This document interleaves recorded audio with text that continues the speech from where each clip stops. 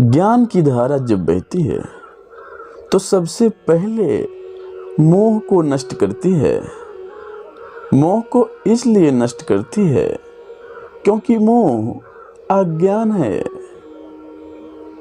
दुखों का एक कारण मोह भी है। मोह से अज्ञान बढ़ता है और जीवन में समस्याएं शुरू होने लगती हैं। महाभारत में धृतराष्ट्र को दुर्योधन से इतना मोह था कि वह अपने पुत्र को गलत काम करने से भी रोक नहीं सके। धृतराष्ट्र को पुत्र मोह की वजह से धर्म अधर्म ज्ञान ही नहीं हो रहा था। अंत में सब कुछ बर्बाद हो गया।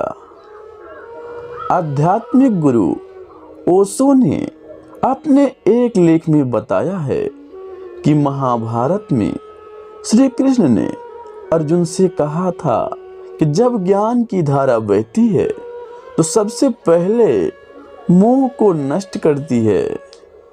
मोह को इसलिए नष्ट करती है क्योंकि मोह अज्ञान है। यूनान का सम्राट सिकंदर पूरी दुनिया का जीत लेना चाहता था।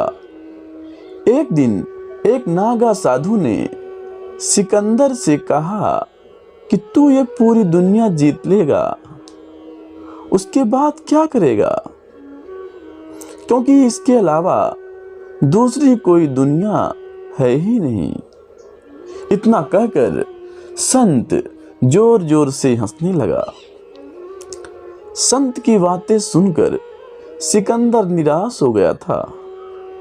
सिकंदर ने संत से कहा कि आप मुझ पर हंसिए मत, ये बात सच ही है, लेकिन मैंने आज तक ये बात सोची ही नहीं थी। सिकंदर ने अभी दुनिया जीती नहीं थी, लेकिन जीतने के विचार से ही वह निराश हो गया, क्योंकि दुनिया जीतने के बाद कोई और मोह नहीं बचेगा। सिकंदर ने संत से कहा कि आप हंस क्यों रहे हैं। संत ने जवाब दिया कि तू पूरी दुनिया जीत लेगा, तब भी तुझे निराशा ही मिलेगी, क्योंकि तू दुनिया को जीतने के मोह में बंधा है, जबकि मेरे पास कुछ नहीं है। लेकिन मैं हमेशा खुश रहूंगा, क्योंकि मुझे किसी चीज का मोह नहीं है। मोह की वजह से जीवन में दुख ही आते हैं। मोह घर परिवार से हो सकता है, सफलता का मोह हो सकता है, सुख सुविधा और मान सम्मान का मोह हो सकता है। जहां मोह रहेगा वहां दुख तो आएगा ही।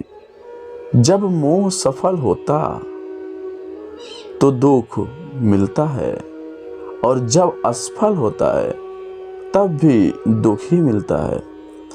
श्री कृष्ण कहते हैं कि जब मोह त्याग देता है तो उसे मेरी कृपा मिल जाती है।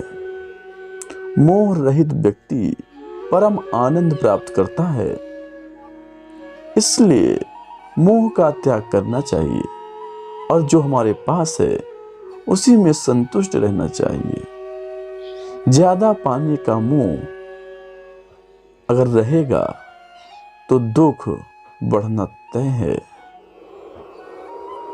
उम्मीद करता हूं कि आज की वीडियो पसंद आई होगी। वीडियो को लाइक करें, शेयर करें।